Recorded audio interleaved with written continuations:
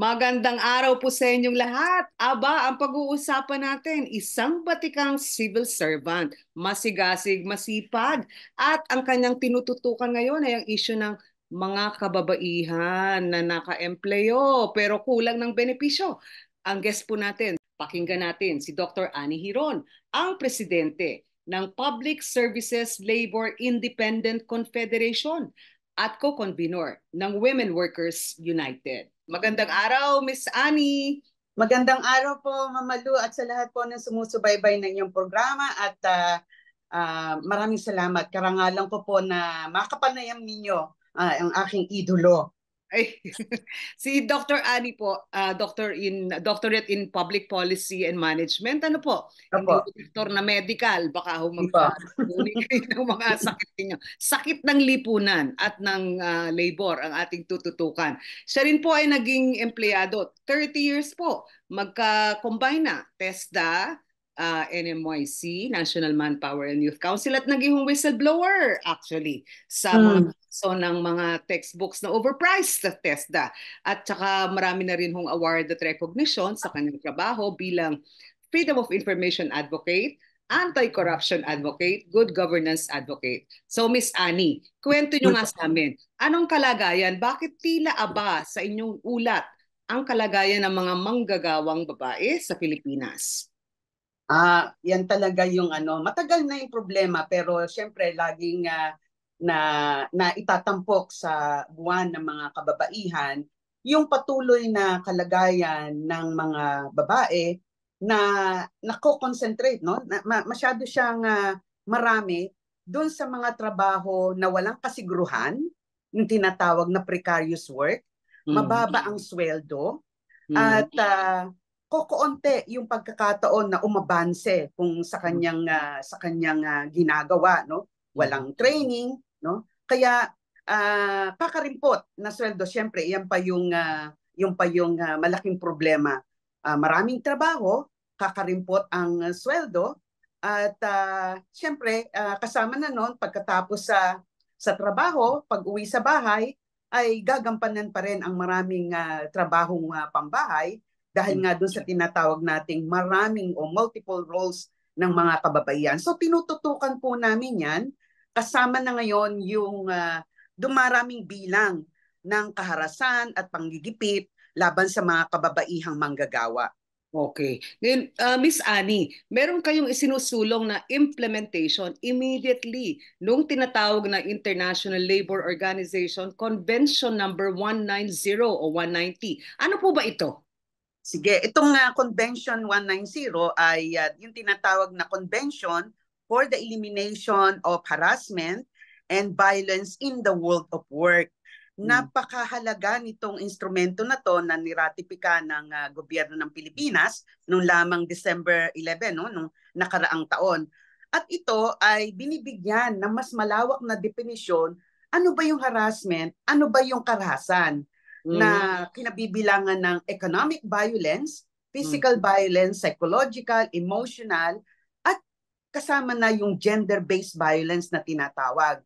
Dito rin sa convention na to, malaki yung sinasakop, hindi lang yung manggagawang babae o mga manggagawa in general, no? Kung hindi yung natanggal sa trabaho, yung mga trainee o apprentice, no? Tapos yung world of work, hindi lang yan yung tradisyonal na alam natin na dito ako nagtatrabaho, ito lang yung mundo ng aking paggawa. Kasama dito, siyempre nauso na ngayon yung media, yung mga platform, no? At kasama dun sa sinasakop na espasyo na kung saan pwedeng maganap at managot ang employer ay yung papunta mo sa trabaho at pag-uwi mo galing sa trabaho pa uwi sa bahay. Kasama na yung mga ibang lugar kung saan meron kayong event, meron kayong komperensya, nasa field ka, kasama po yun.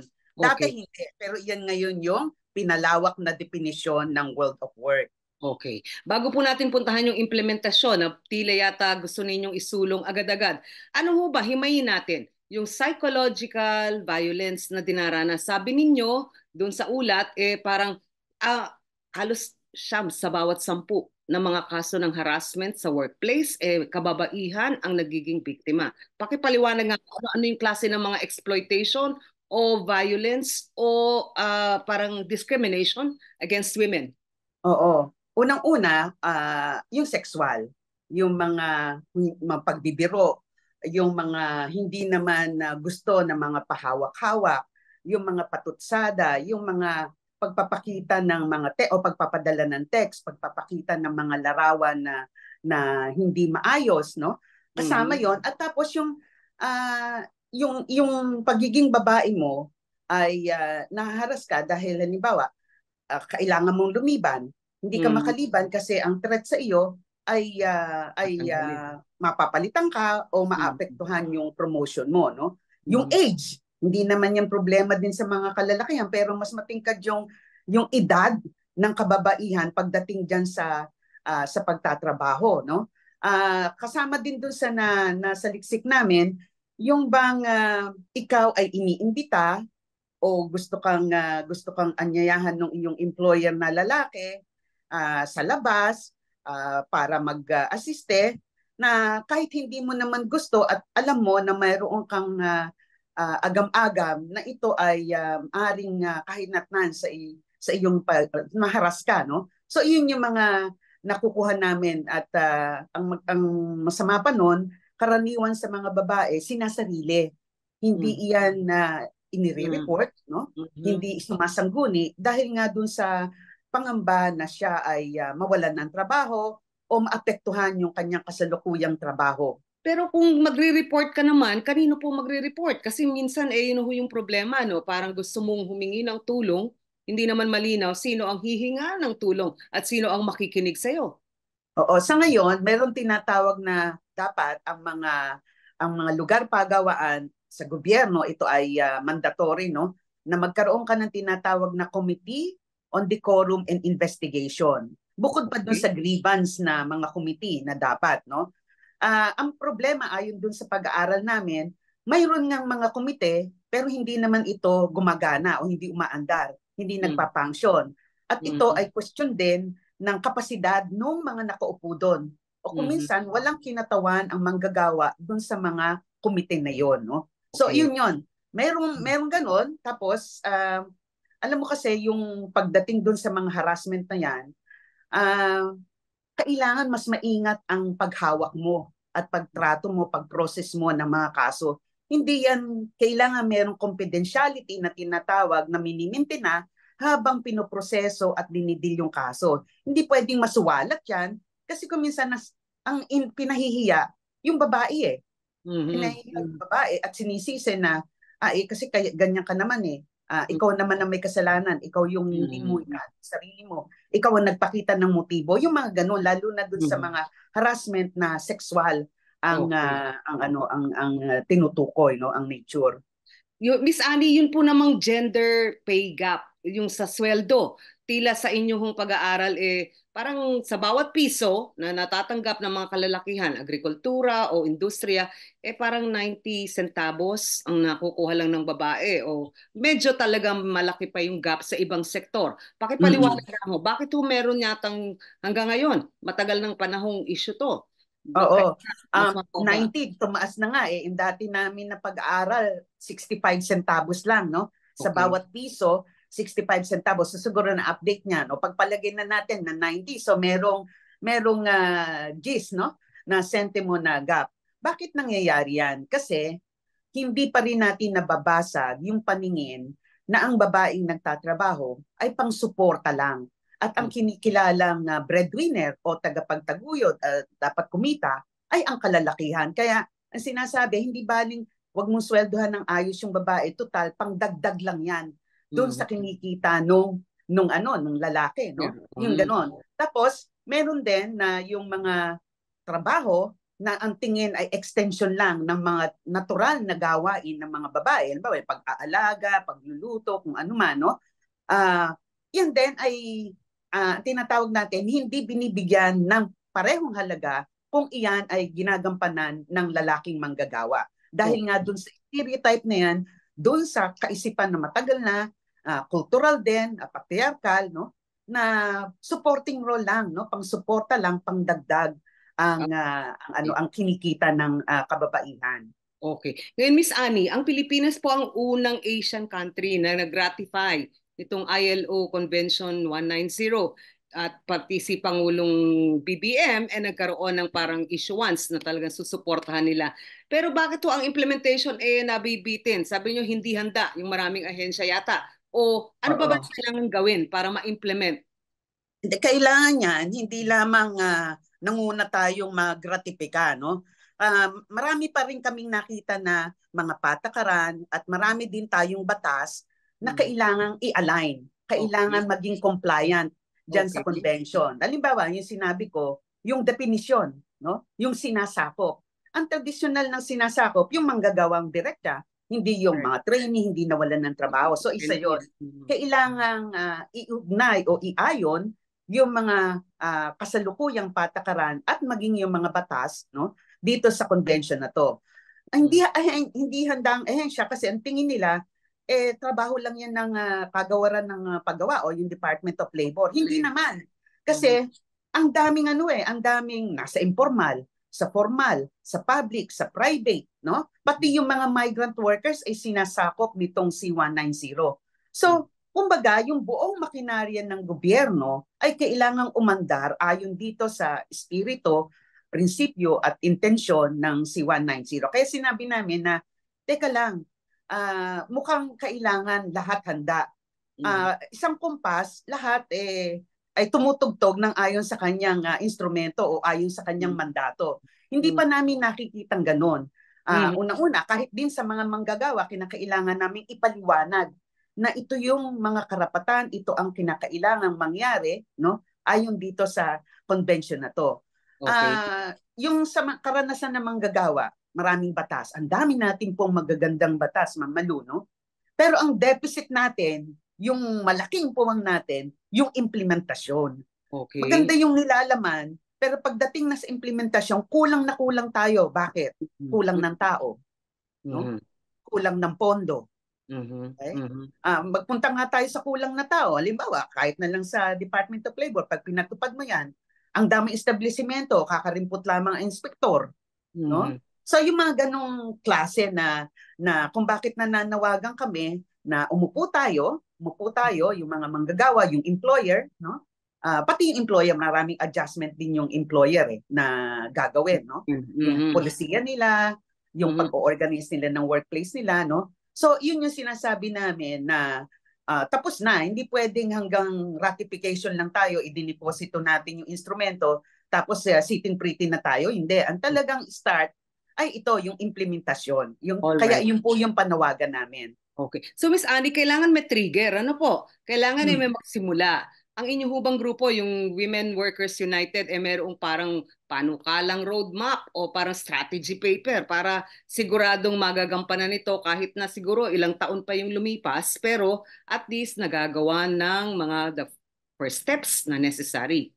Opo, tama po kayo. Yung Women Workers United ay ito yung pinakamalawak na koalisyon ng mga manggagawa, yung mga organisasyon, yung mga manggagawang kababaihan nagsama-sama. At mayroon pong tinatawag na Women Agenda, no? Agenda ng kababaihan. At yun po yung nakalagay yung action plan mismo, no? Ano yung priority at ano yung dapat mangyari sa buwan na to, sa taon na to, no? Unti-unti po, no? So meron pa kung ang tawag nila roadmap, sa amin nga yung agenda at yung action plan.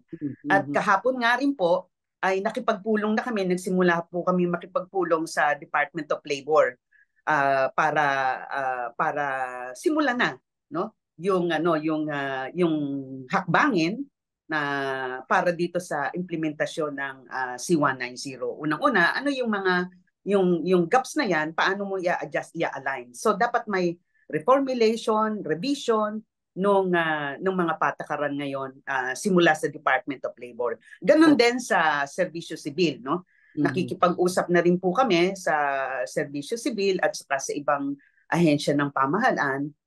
Gusto nga namin manguna sana yung Philippine Commission ng Women, no? Dito para umandar na, para umusod-usod tayo ayon dun sa ating mga prioridad na na-identify mutually, no? Opo.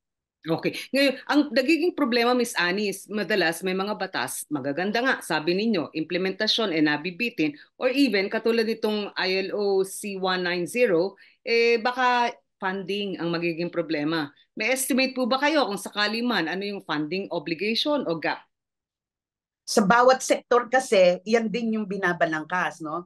Pero halimbawa, sa public sector, masasabi ko, kinakailangan po ng adjustment, aabutin po yan ng hindi bababa sa 50 billion, no? Sa buong ano na yan, yung buong bureaucracy na yan, sa iba't ibang programa, para masimulan itong pagpapatupad na to.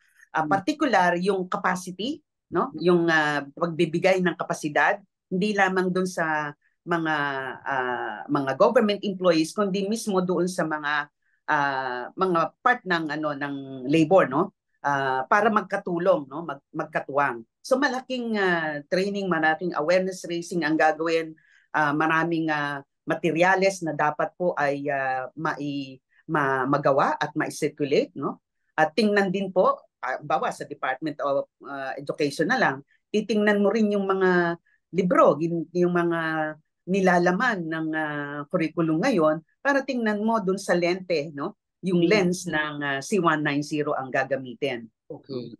Ngayon, Miss Annie, ang ratification nitong C190, kailangan pa ba nasusugan ng batas ng Kongreso para talaga maiporma na ito ang patakaran ngayon sa Pilipinas? Kailangan po ba yon?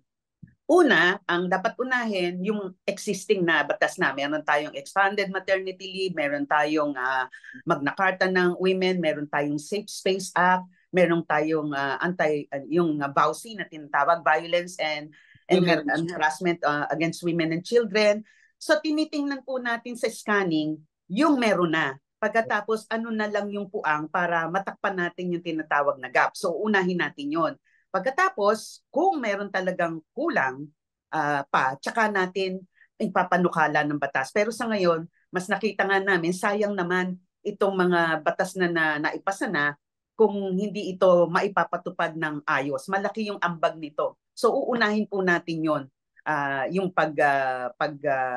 tawag nga namin ay alignment at maging compliant itong mga existing laws at tsaka yung mga policies. Okay.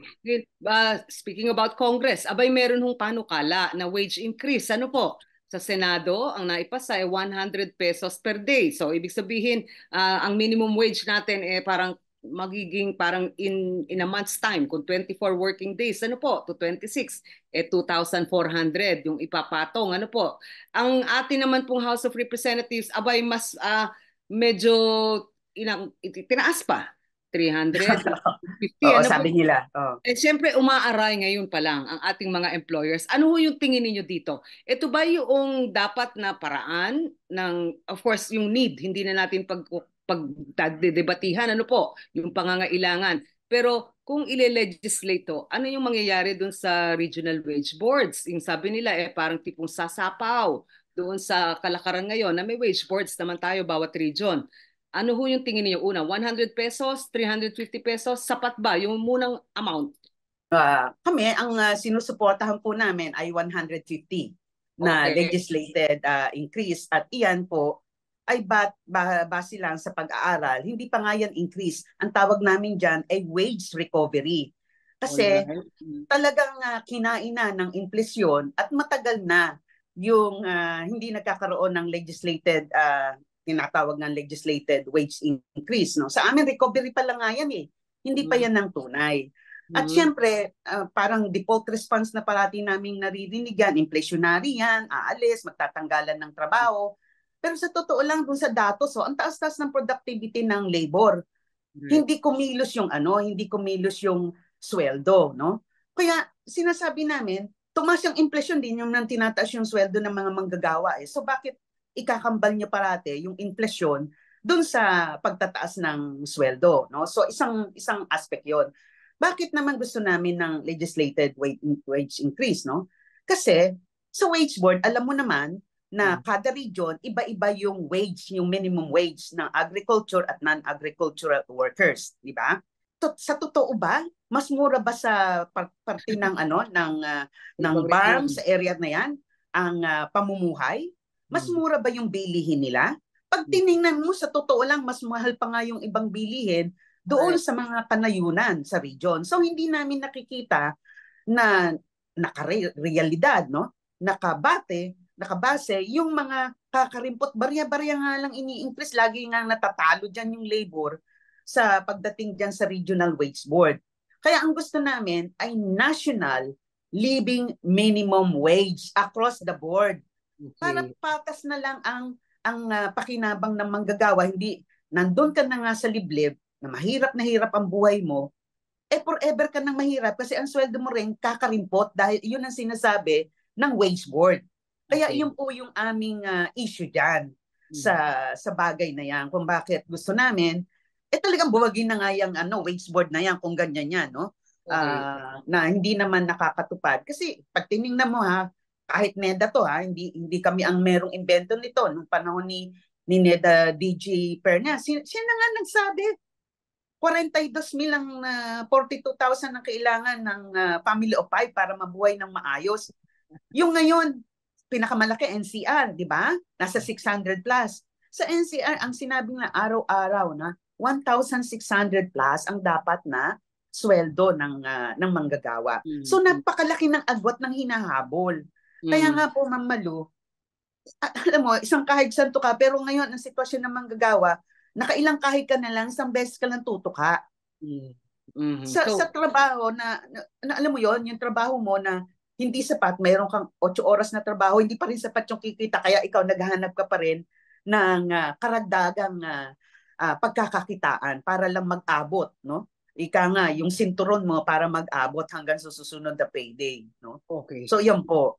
Miss Annie, ilatag nga po natin. Kung sa Metro Manila is 600 plus, ano po, yung minimum daily wage na parang mandatory.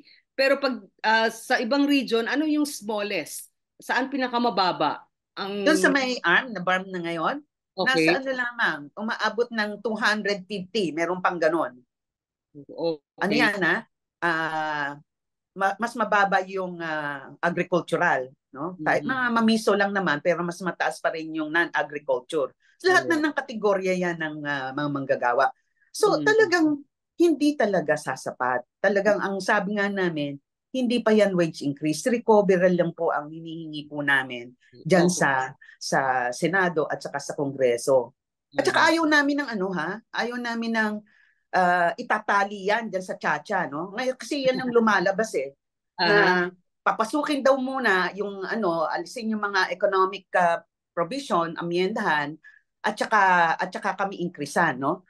Sabi namin, ako, ang layo naman ng niyan, layo naman ng mga script ninyo dito sa mga realidad ng buhay, no? Tapos meron pang namumuo ngayon, kasi ito nga yung sinasabi ko ginagawang politika na nakatali sa Chacha, nagko-contest yung dalawa.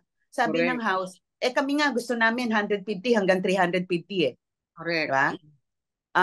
Pero alam natin na hindi sila seryoso. Ginagamit lang nila doon sa tunggalian nila diyan sa Chacha. Ngayon, meron pang isang namumuo, no? Nagkaroon kasi ng isang wage hearing ng last week, pero itong Marso at 13, meron na namang hearing sa House, no? Kasi nga nakapasa na sila. Gusto naman nila 3 patak, 3 hulog. Sabi namin, anong ramdam mo yan? Hindi mo mararamdaman yan. Hindi recovery lang yan, no? So hindi namin gusto na hulugan pa yan ng 3 hulog. Yung kakarimpot na wage recovery na yan, kung ano man ang pumasa, 100 man o 150, sana 150, kahit na may panukalang 750, kami naman doon sa grupo namin ay realistic din kami na sinasabi. Ibig ko sabihin, alam naman namin kung suntok sa buwan yung mga panukalang mas mataas, no? So, doon kami sa alam namin na hindi naman yan aaray. Lagi na lang umaaray yung employer, no? Lagi nilang sinasabi yan. Sabi namin mahirap yung nag-uusap tayo, sarado na kaagad kayo kasi yun kaagad ng isip niyo yung kontra kaagad, no? Walang pagbubukas ng dialogo na tingnan yung batayan ng mga manggagawa, bakit hinihingi itong 150 na legislated wage recovery. Okay. Ngayon, kung itatali po sa Chacha, kasi yun naman ho nakapanukala, economic provisions sa paluluwagin, sa tatlong sektor lang naman yata, ano ho? Advertising, media, and education. Paano naman maapektuhan yung industrial and agricultural workers kung itatali sa Chacha? Yun ho ba yung naipaharap ninyo o naipaabot ninyo sa Kongreso? Bakit itatali sa Chacha? Parang, ano ba to? Parang sweetener? Unang-una, pag tiningnan mo yung nangungunang dapat asikasuhin ng gobyerno, hindi yung charter change, hindi ang pag-amyenda sa konstitusyon. So bakit mo gustong ituon yung pansin mo sa bagay na hindi naman yan ang hinihingi ng taong bayan? Ang taong bayan gusto nila yung malunasan yung kahirapan, yung kawalan ng trabaho, yung kakapusan ng sweldo, yung pag-atake sa karapatan, no? Yan nga ho, korupsyon. Yan yung ano hindi naman yan ng dapat mong itali. Bakit ba marami naman pong mga batas, lalo na sa pag-iinganyo ng kapital na pumasok, no? Meron naman eh. Meron naman. Ang worry namin, unang-una, ibubuyang-yang mo na naman yung buong Pilipinas, no? Wala na tayong kadala-dala sa WTO natin, sa lahat ng mga trade agreements natin, na hindi mo naman hinanda yung sektor. Tingnan mo yung agrikultura. Anong nangyari diyan sa rice tariffication na yan? Mumura ba yung bigas? Meron ba tayong tinatanaw na 20 pesos na kilo sa bigas? Hindi, di ba? 20 pesos na patong daw ho. Hindi 20 parang pesos. sabi sa akin yung supot na ice candy, yon ang pwede 20 pesos. Yung sinasabi namin ay hindi na tayo nadala na kahit kami, nangangamba kami na yung natitira na proteksyon na yan ay mawala na. At yung mga negosyante, yung maliit at yung katamtamang laki ng mga negosyo, maka-crowd out naman yan eh. Crowd out na yan. Hindi ako naniniwala na yung impact niyan sa edukasyon, advertising at ano lang, yan lang. Hindi ano yan mag-spiral yan dun sa ibang sektor no? Panimula lang yan, no? Kaya yung sabi namin, yung pagbubukas ng yung provision na yun, tinatawag na economic provision, na magbubuyang-yang na naman sa Pilipinas, ay hindi mo natutunan yung aral ng privatisasyon, yung aral ng liberalisasyon, na hindi tayo handa, pero anong nangyari sa ating mga industriya, yung ating mga domestic na industries, hindi ba? Nangamatay. So yun ang pangamba namin na maaapektuhan dahil yung mga dayuhang mamumunuhunan, syempre mas marami silang puhunan di ba? O di sila yung kokopong ng mga sektor na yan, ng mga industriya na yan, di ba? Pag ganon, dahil sa amin, halimbawa, edukasyon, no? Malaking patayang serbisyo yan, baka ang mangyari dyan, kung sino lang yung may pera, siya lang yung makakaabot ng sinasabi nilang globally competitive na at par yung ating level ng edukasyon, no? So yun, no? Ang layo naman sa gusto ng mamamayang Pilipino at sa hinaing ng bayan, yung pinagtutuunan ngayon at kahapon nga nagbutuhan na yan bago magkwaresma ay tingin ko ipapasa nila yun yung projection kasi nandiyan naman ako, nagtatrabaho naman nandiyan ako sa Kongreso, no? So, yung galawan, kahapon sila nagbutuhan. Pagkatapos next week, second reading. Tapos bago magkwaresma, tapos na ang kwento. No? Pero sa House po yan, mukhang ang Senado baka kakapusin ng boto. Sabi ko ng Senador, hindi yata sila sang-ayon. Oh, yun pa no. Sana hindi mangyari 'yon, no. So, babalikan ko lang kung bakit ayaw naming Italian kasi yung Chacha ay agenda lang yan ng iilan at magbubukas yan ng monopolya ng ating yung mga sinasabing economic provision na yan ay monopolya yan ng mga dayuhan, no? Okay. So wala namang masama. Bakit ina-assign mo yung patriotismo at nasyonalismo dito sa usapin, lalo na dun sa mga inimbitahan mo na against charter change, no? Parang ganun parang sabi ko nga, kung ibubuli lamang ninyo yung mga resource person ninyo na against sa Chacha, ba't pa kayo nag-imbita? Sana kayo na lang ang nag-usap dyan, di ba? Kaysa hinihiyan nyo, inaano nyo yung binubuli nyo, hinaharas nyo yung mga yung mga oppose diyan. Pero ganun pa man, may diskriminasyon. Yung kaya lang nilang ibuli ang binubuli nila. Okay. Pero yung mga ex-justices, kahit na against, hindi naman nila ginaganon. Yung No? mga So galing mahabang kwento yon, pero yun yan. yung nakikita namin, no? Oho. Na nilalabo yung usapin ng wage, no? Dahil nga dyan sa Chacha. Oho. Pero ang mga nabubuli po yata yung mga educators, ano, yung mga galing sa academe. Parang ano ho ba yung ano, meron ho bang organized o parang consensus na ang mga eskwelahan natin, yung mga kayo po yung nagtuturo, ano ho yung posisyon ng mga eskwelahan natin? Marami po yung mga organisasyon ng kahit yung private Yeah. association ng universities at saka yung Pilipino, yung pasok na tinatawag, pati yung mga student, no, mga student council, lahat po yan ay tumututol doon sa ano. Yung napakinggan ko po dito sa pagdinig ng Committee of the Whole ay tumututol, nagpahayag ho ng mariing pagtutol doon sa pagbabago, no, ng lalo na sa edukasyon. Sinabi nila hindi kailangan, no? So yun po. Meron hong nabubuong consensus diyan. Pero syempre, yung mga imported na resource person nila, yung dating case sa Singapore, yung mga ganon, sila po yung mas malakas yung boses doon, no? All right. Okay. Okay. Ngayon, Miss Annie, balik tayo doon sa labor. Ano po? Sabi ninyo, itong ILO C190, dapat i-cover ang mga apprentice, trainees, Mm-mm. mga nawalan ng trabaho. Gaano Opo. karami po sila? May estimate ba kayo kung ilan yung mga kababaihan na magkakaroon ng benepisyo kung sakaling mapatupad ng husto itong C190? Marami ho ba? Yung sa ngayon, yung syempre ang 98% ng kababaihan na ang manggagawa nasa informal.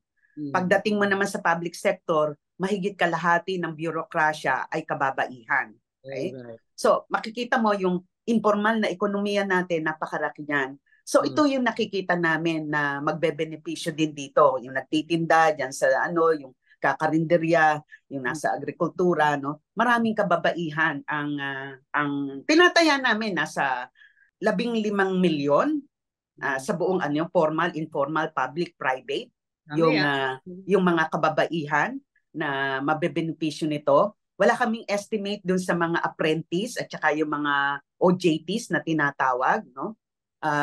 Pero yung lang dun siyempre yung migrant workers din ng mga kababaihan, 50% din yan, no? Ay mga kababaihan na nandun sa sitwasyon na nakakaranas ng harassment at violence, yung domestic workers, no? So ito po yung makikinabang. Sabi nila, paano naman makikinabang yung migrant halimbawa? Abay, syempre, pag nagne-negotiate tayo sa deployment ng ating mga kababaihang manggagawa, dapat sabihin mo, magde-deploy lang ako sa iyo kung sisiguraduhin mo na iyan ay magko-comply ka dito sa C190. Kasi ang gobyerno ang may obligasyon para ipatupad yan, hindi lamang dito sa loob ng Pilipinas, kung hindi doon sa labas ng Pilipinas na kung saan ka nagpapadala ng mga manggagawa, lalo na yung manggagawang kababaihan. So ganun po. Tapos inuugnay din po yan, yung C190, doon sa usapin ng occupational health and safety. Okay. No? Naging issue yan. At sa Pilipinas, meron din tayong batas na OSH, no? Yung Occupational Health and Safety. So malaking bagay po yan pag-uugnay na yan kasi magiging mainstream ito. Kasi alam mo naman yung usapin ng kaligtasan, pasiguruhan sa trabaho, may polisiya talaga yan kahit na yung mga may kumpanya, no? Parang i-enhance na lang yan para tingnan, halimbawa kung may checklist ka, kung ikaw ay nag-i-inspect, meron ka nang idadagdag yan doon ayon doon sa forma na dinefine ng ILO C190. Parang protocol, ano po. Ngayon, Miss Annie, meron kayong pag-aaral recently, na ang problema natin, pinag-uusapan natin itong mga OJT, contractual, na disemploy. Ang tutok ninyo ng research recently ay yung endo. At ang sabi ng inyong research, ang pinakamalaking endo employer actually ay ang gobyerno. So, tama po yun. panag nga po ninyo, ano ba yung sitwasyon? Paano yung magbebenepisyo itong mga endo sa gobyerno? Napakadami nila. Parang ilan ho ba sila at nasaan sila? Yung tinatawag na palating na endo, ito yung forma ng mga contractual. No? Yung contractual, merong job order Mayroon tinatawag na contract of service, mayroon tinatawag na MOA na mga employees na nagtatrabaho sa iba't ibang sangay ng gobyerno, magmula sa national hanggang lokal, no? At iyan ay may bilang na 860,000, no? Napakarami. Mas marami niyan nasa lokal na pamahalaan. Anong ibig sabihin nitong ano na to kung bakit napaka-precarious niyan, no? Kasi to, walang security of tenure to. Anytime, pwede silang tanggalin. Kasi ang sinasabi dito ay no, mayroon kang specific job. Pero ang problema ngayon sa public sector, kaya kami umaaray, ay yung itong mga contractual na to, ang piniperform na nito, ang mga gawain nito, ay yung ginagawain ng mga regular na empleyado. Okay? At sabi ko nga, paano ka naman magpapatupad ng batas para sa paggawa? Ang nangungunang violator at employer ng contractual ay ang gobyerno. Correct. Wala, hindi yan covered ng GSIS. Yun lamang tanging sweldo na yon, nakakarimpot.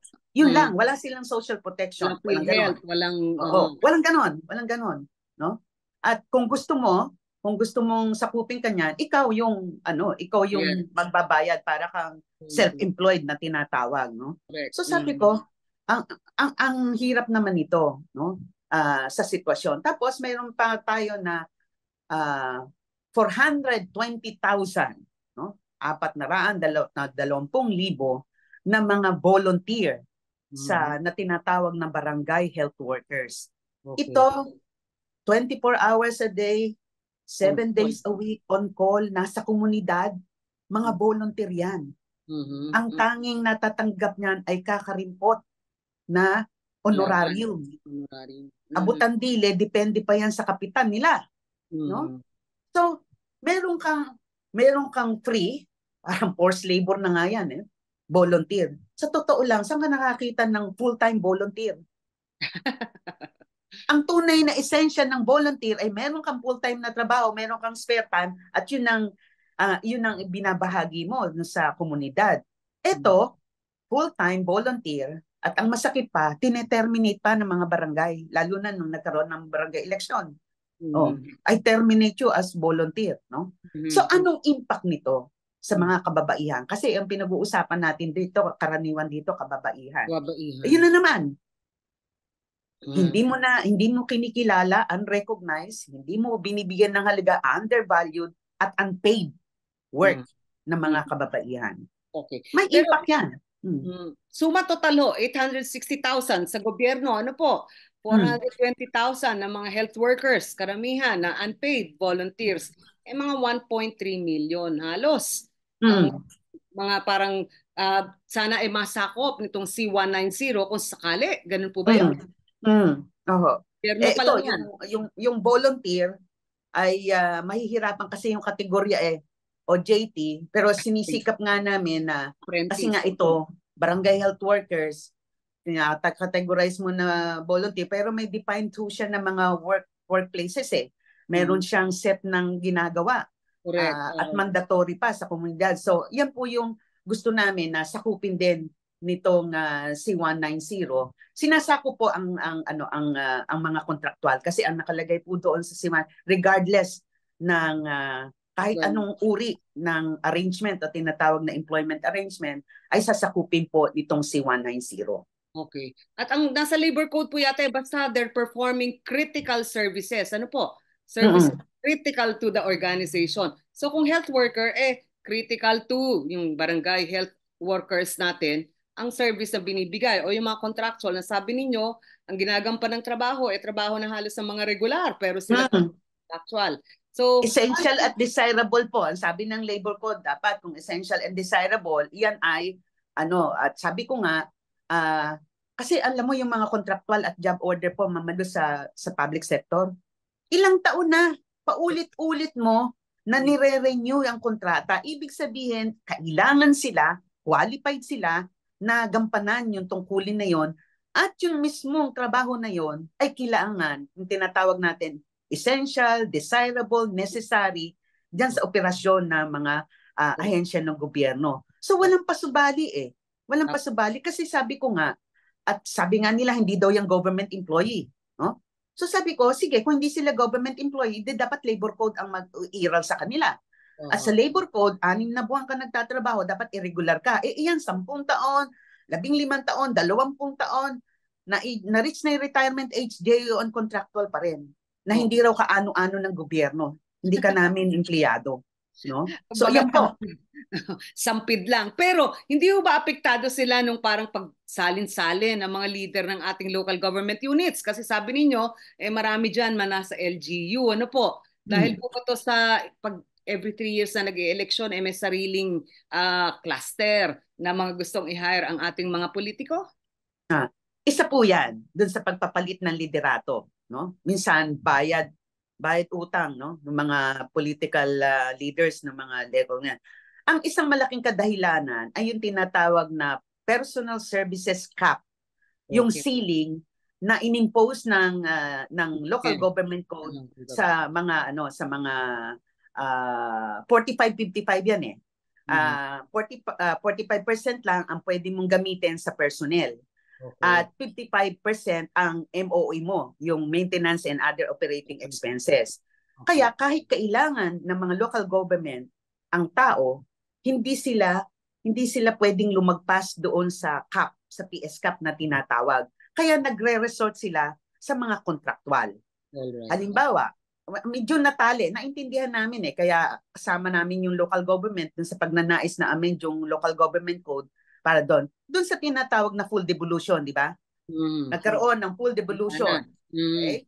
Sa Mandanas dahil nga dito sa yung Supreme Court Mandanas sa Garcia ruling. So sabi nila, ibinaba nila, maraming serbisyo ang ibababa.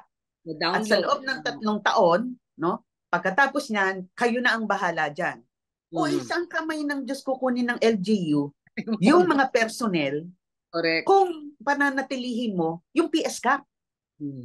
Simple hindi nila kakayanin yan, hindi maa-absorb. Ngayon pa nga lang kulang na sila.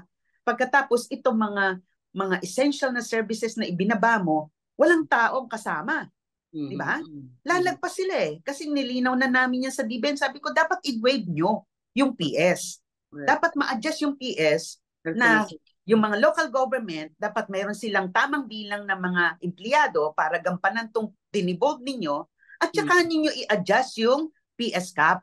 Hindi yung ipinagsisiksikan yan sa 45-55 na yan. Itong mga to, kaya nagre-result na maraming LGU, mas marami pa yung kontraktual kaysa sa plantilla na mga personnel. Ngayon, sa kabilang banda, marami hong vacancies, mga unfilled positions na plantilla sa government, sa gobyerno natin, lalo yata sa mga national agencies. Paano mo yun? Bakit mga contract of service at job order ang nakukuha? At ngayon, pinag-uusapan pa nila yung right sizing. Meron na isa pa yan, no? Yung sinasabi namin, marami-rami dun sa Department of Health Marami-rami doon sa vacancies. So sinabi namin, fill upan muna yan. Ngayon, ang kinakatwiran nila, wala daw take care, ganito. Pero hindi naman yan hopeless situation, Ma'am Malu, kasi sa DBM, maaari mong i-reclassify no? Yung mga posisyon na yan, either gumawa ka ng mataas na position o yung mataas na position, i-divide mo yan sa 3 or 4 position na mas mababa, no? Pwede mong i-adjust yung compensation. Meron kang possibility niyan. Meron kang possibility dito sa DBM. Kaya sabi namin, kung walang take care, ibig sabihin either yung compensation ay hindi sapat para maka-hire ka ng lawyer, ng doktor, no? Pwede i-adjust nyo. I-adjust nyo. Kaysa naman nakatenga yan, yung mga position na yan, na very ironic na marami kang contractual pero marami ka pa ng vacant position. Sabi ko, meron na budgeted yan yung PS na yan, kahit vacant yan, budgeted yan. No? So unahin muna yon. At tapos tingnan talaga yung human resource requirement o yung tinatawag, magkaroon ka ng planning ang bawat ahensya para magampanan mo yung mandato mo, ilan at anong uri ng mga kawani ang kailangan mo. At pagkatapos tingnan mo anong meron ka, anong wala ka, para maayos yung pagpaplano. Hindi yung hahampasin mo na naman kami ng right sizing. Ha? Ano mo yun? Ano ba yung silip ninyo? Saan ba merong sobrang taba? Where is their fat? Kasi sabi nila, napaka top heavy ng ating mga agencies. Ano po? Ngayon lang, ang mga balita patuloy na 10, 11 undersecretary, assistant secretary, bawat posisyon na yan, meron yatang kalakip ng mga support service staff. Ano po? Mm-mm. Cyber Nako, secretary, swak na etc. swak. Oh. Tamang-tama yung sinabi nyo. Ang taba ay hindi nasa baba, nandun sa taas. Mm, Sobrang top-heavy na, no? Ang daming posisyon na USEC, yung undersecretary, assistant secretary, no? Tapos director, no? At lahat mm, ng yan, meron talagang complement ng staff yan. Ang sinasabi namin, parang top-heavy, emaciated na nga kami dito sa sa babae. mm, So mm, hindi kami ang dapat tabasan. Ang dapat tabasan itong nasa taas. mm, Kasi mm, isang mataas na posisyon, ilan ang maiimplaya mo? mm, mm. Eh Tama. hindi naman yan mga nagtatrabaho yung nasa taas eh. Yung rank and file naman talaga ang kumakayod eh Correct. para Mm, dito sa umandar yung bureaucracia, no? Bisor mm. lang naman yan. Ba't ang kailangan mo ang daming bisor? Diba? Ba't ang kailangan, alam mo yon? Photo op. Ha? Sobrang Ah, taba nila. oo. Ano ho ba yung, para lang malinaw, ano, yung PS Link na grupo ninyo? Gaano kadami? Kasi di ba ho, hindi naman pwedeng mag-union sa gobyerno, pero may Pwede po. confederation kayo. Ano po? Ano hong mga sektor? Kasi kami rin ho'y namamangha na pati pala sa Napolcom, sa DepEd, may mga members kayo. Saan ho ba kayo nakalugar? Yung PS Link at gaano kadami? Unang-una, gusto kong i-correct na Okay. ang kalayaan naming mag-organisa ng union ay pinahintulutan na po yan sa Okay. konstitusyon. Tapos mayroong Executive Order 180. Ito po yung balangkas na na na sinusunod namin para kaming mag-organisa ng union, asosasyon, kung ano man ang tawag mo, pero dahil dito, union yan, no? So Okay. yung PS Link, isang umbrella organization siya Okay. ng mga asosasyon, union, ng mga rank and file mula sa national government agencies, state and local universities and colleges, government-owned and controlled corporation, local government units. Ino-organize din po ng PS Link yung barangay level. Kaya kahit po sila volunteer, ino-organize namin. Ino-organize din po namin ng mga retirees kasi malaki ang issue ng retirees, lalo na yung mga government retirees na nakapako yung kanilang mga pensyon. No? Correct. So, tama po kayo. Kami po ay merong mahigit 400 na chapters sa buong Mhm. Pilipinas. Mhm. Kami din po ay kumakatawan sa 115,000 na mga miyembro, no? At marami po sa aming mga affiliates ang merong tinatawag na collective agreements dun sa level nila, workplace level na tinatawag na collective agreements. At yung PS Link din po ang nanguna doon sa tinatawag na pambansang agreement nung panahon ni dating Presidente Cory Aquino 1991. Nagkaroon po kami ng kauna-unahang national agreement, kumbaga sa pribado CBA, no? Okay. Na kaya ho nagkaroon ng tinatawag na Salary Standardization 1, ngayon 6 na ang pag-uusapan, Correct. nagsimula po doon. All right. Nagsimula po yung monetization ng leave, nagsimula po yung mga educational loan, doon po. Pagkatas na ulit po yan ng panahon ni Gloria in 2004, no? Yan po yung pangalawang agreement. Kaya ano namin yung mga naipabalik namin yung nawala yung COLA, naibalik yung pera, pati yung mga per diem ng mga field workers na anuhan namin, yung mga uniform allowance, hazard pay.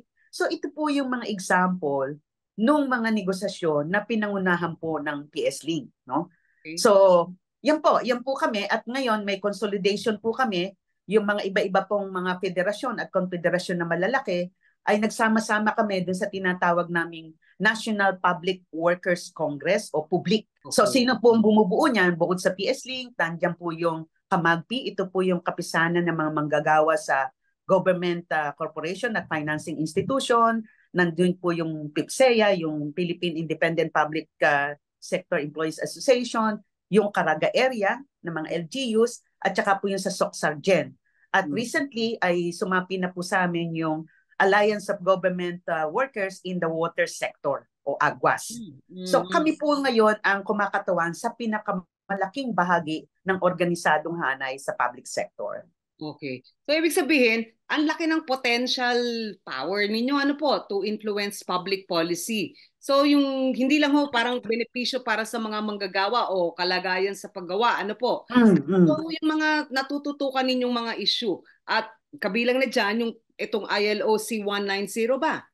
Oo. Siyempre ho, alam niyo naman ang talagang nakilala din tayo dun sa paglaban sa katiwalian, no, sa corruption. So good governance, ang twist naman nga ngayon, aktibo po kami sa Open Government Partnership, no, Correct. OGP Philippines, nasa steering committee po tayo diyan. At tinitingnan po natin yan na direktang na engage yung mga ahensya. Bukod dun sa ah, pwede kang maningil dahil yung mga principles ng OGP, transparency, citizen participation, freedom of information, etc. Kung nandyan tayo, talaga napupukpok natin yung mga ahensya na to walk the talk, no? So ganyan. So isa po rin yan sa engagement ng PS-Link. Napunta din po kami doon sa tinatawag na NEDA na Stakeholders Chamber ng SDG. So binabantayan din po namin yung performance, yung mga scorecard ng mga ahensya pagdating sa SDG kasi importante po 'yan sa atin, no? Malaki po yung nasasakop niyan. Syempre po sa legislation, patuloy po tayo hindi lamang pang manggagawa kundi pati yun sa climate, pati dun sa uh, ibang mga profesyon na kinakailangan ngayon na pag-usayin, no? Pati po syempre active po ang PS-Link dun sa Alternative Budget Initiative. Ito po yung sa ilalim ng umbrella ng Social Watch na binabantayan po namin yung taunang budget ng health, ng education, at saka ng social services, agriculture, at saka environment. So yan po so tinitingnan po namin na hindi lang po yung sinasabi nilang bread and butter issues ng mga magagawa, pero alam po namin na malaki yung impact ng mga sinabi ko na advokasya na yan, kampanya, doon sa public sector na kung saan kami patiningin. Tapos yung syempre, gusto natin, kahit alam nating very challenging, yung meritocracy sa pamahalaan na yan dapat ang umiral, hindi yung mga backer ka lang, may MBA ka, Political tapos appointee. yung political patronage, no, alam naman natin nilalabanan talaga natin yan para kwalipikado yung mga ina-appoint sa gobyerno at hindi mga mediocre lang na ang nakakapwesto, no? Ka-donor, mga ganun po. Anyway, Miss Annie, ang Chacha ho ba, may posisyon ang inyong grupo? Opo, tutol po kami dyan. Tutol Tutol kayo? po kami sa Chacha, hindi kailangan yan. Mayroon ng mga batas, may posibilidad ang ating Congress na magpasa ng batas kung ang gusto nilang hikayatin ay ang pagpasok ng direct foreign investors o investment. At para ho lalo silang pumasok, pamurahin na ho nila yung kuryente. Kasi tayo yung isang pinakamahal na kuryente. So tinututulan po namin ang Chacha, no? At gusto natin isulong yung agenda ng kababaihan at hindi Chacha ng iilan. So ibig sabihin ito'y posisyon ng PS-Link at Public? Opo. So, Nagkakaisa po kami dyan. Ang mga kasapi namin, kanina nabanggit nyo, kasapi po namin ng National Police Commission, ang non-uniform personnel ng PNP, no? Okay. Ang DepEd, National Employees Union, no? Ito po yung mga halimbawa ng DPWH, marami din po kaming miyembro dyan. No? So, pati yung mga state university. So, yan ho yung dahilan kung bakit isinasalamin lang po ng PS-Link yung posisyon ng aming mga lokal pagdating dito po sa Chacha. Hindi ho yan ang kailangan natin sa ngayon. Ngayon, balik tayo sa issue ng mga kababaihan. Sabi nila, ang gender gap sa Pilipinas in terms of political participation or even positions sa medyo second level management position, mas maganda na ang picture para sa kababaihan. Ano po ba yung inyong engagement? Meron ba ditong women mentoring women, women helping women? Kasi sabi nila, iba yung mga kababaihan na medyo umangat na sa buhay. Edukasyon, empleo, at saka posisyonan po sa management. Ano ho yung kanilang higing dito sa issue ng ILOC 190 at sila ba'y katulong ninyo na public awareness, sabi ninyo information awareness campaign? Oh, ang maganda nga po, totoo naman po 'yon na malaki-laki na rin ang inabanse natin lalo sa Pilipinas pagdating diyan sa mga participation diyan sa political yung leadership dun sa middle yung nasa gitna na pahagdan ng mga pangangasiwa, maraming mga kababaihan 'yan. At iyan po ay hindi naman aksidente. Alam natin, maging kayo ay naging bahagi nung mahabang gender and development advocacy natin. Nagsimula tayo sa mga gender sensitivity. So ngayon, tinaas-taas na natin yung antas niyan at nakatulong na malaki yung GAD budget para tuloy-tuloy po natin. Gender and development budget. Oo, yung 5%, lalo na sa gobyerno na ituon talaga dun sa mga programa yung tinatawag na affirmative action. So dapat lahat ng mga ahensya may affirmative action para yung kababaihan ay sabi nga nila, let's break the glass ceiling, no? Yung mga hadlang, yung mga barriers, yung mga obstacle na yan, dahil dun sa mga patuloy nating advokasya ay unti-unti nang naalis at marami tayong mga legislators na mga babae na talagang empowered at nag-i-empower dahil dun sa mga batas na ipinasa nila. So yun ho yung tingin ko na dapat patuloy nating gawin para hindi ma-reverse. Dapat maging irreversible yan. Dapat maging sustainable yan. At ang nakikita nating mga pamamaraan dyan na hindi dapat nakadepende sa liderato ng mga ahensya ay yun yung mga patakaran at batas na hindi basta-basta mapapalitan kung hindi sumusuporta yung nasa taas. No? Okay. So yun po. Ngayon, Miss Annie, para lang maging malinaw, lahat ng naging nating Pangulo, pang-8 na si BBM ngayon after EDSA, meron din namang iginalaw sa sweldo. Yung iba nga lang, patak. Doon sa mga nakalipas na mga Pangulo natin, sino sa tingin ninyo ang nasa record?